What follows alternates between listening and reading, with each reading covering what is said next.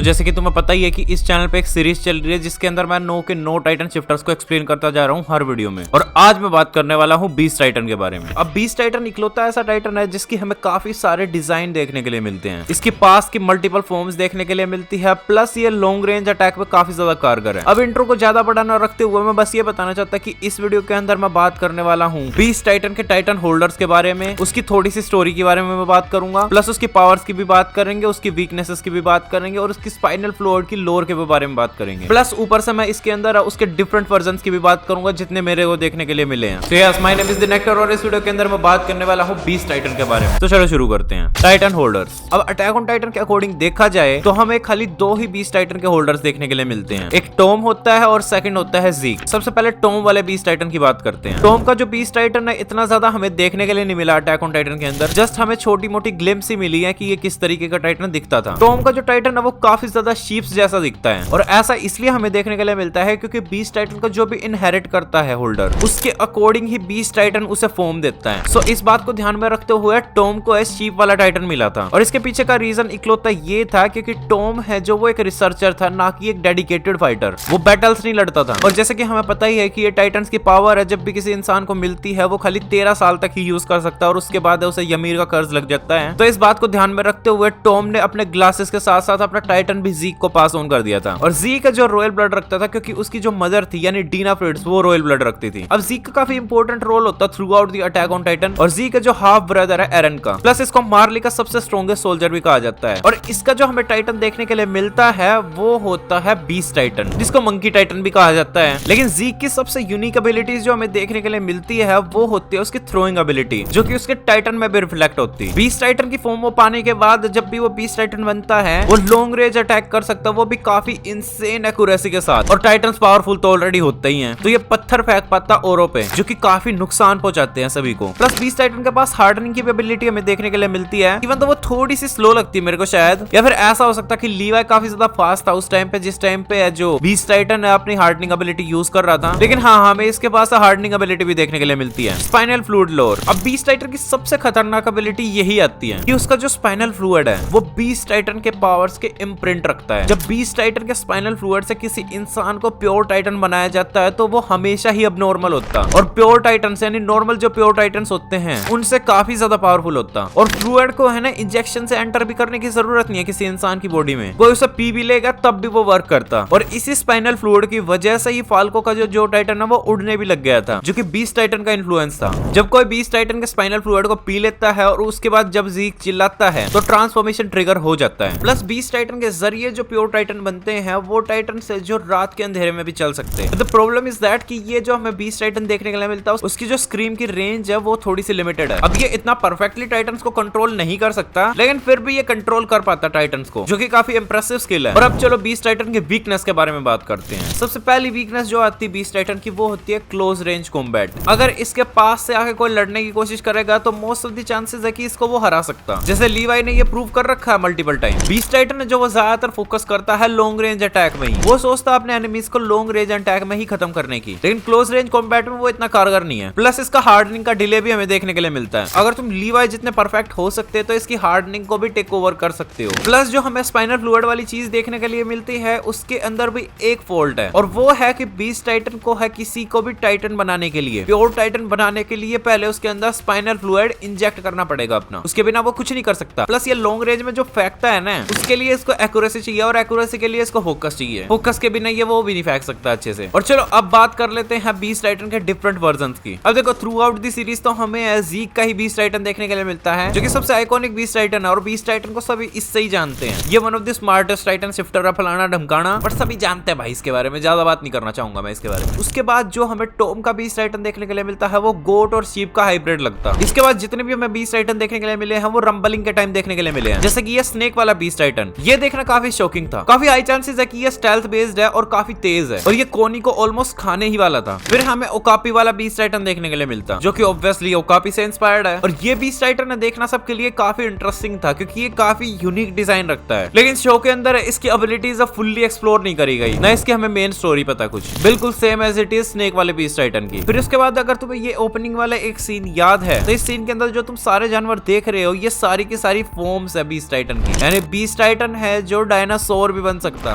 और इसके बाद हमें और भी बीस्ट टाइटन्स देखने के लिए मिलते हैं, लेकिन मेरे को लगता है कि मैं उनके बारे में ज्यादा नहीं जानता, तो मैं क्या ही बोलूं उनके बारे में। जस्ट मैं तुम्हें उनकी फोटोज दिखा देता। अब बीस्ट टाइटन के बारे में ज्यादातर बंदों को ये लगता रहता है कि बीस्ट टाइटन है जो वो खाली मंकी वाला टाइटन है, और अगर कोई भी इस टाइटन को इनहेरिट करेगा वो मंकी ही बनेगा, बंदर ही बनेगा। बट ऐसा कुछ भी नहीं है, ये टाइटन एनिमल बेस्ड है, यानी इस टाइटन को इनहेरिट करने के बाद जो भी तुम्हें पावर्स मिलेगी वो तुम्हारे नेचर को रिफ्लेक्ट करेगी एक तरीके से, और इस वजह से मेरे को बीस्ट टाइटन काफी इंटरेस्टिंग लगता। अब तुम्हें क्या लगता कौन से एनिमल की तुम्हें पावर मिलेगी अगर तुम्हें बीस्ट टाइटन मिल गया? कमेंट सेक्शन के अंदर मेरे को बताना। अटैक ऑन टाइटन के ऊपर तुम अगर और वीडियोस देखना चाहते हो तो ये प्लेलिस्ट अवेलेबल है, इसके अंदर बहुत सारी वीडियोस हैं, तुम जाके देख सकते हो। And thank you for watching this video. Bye bye.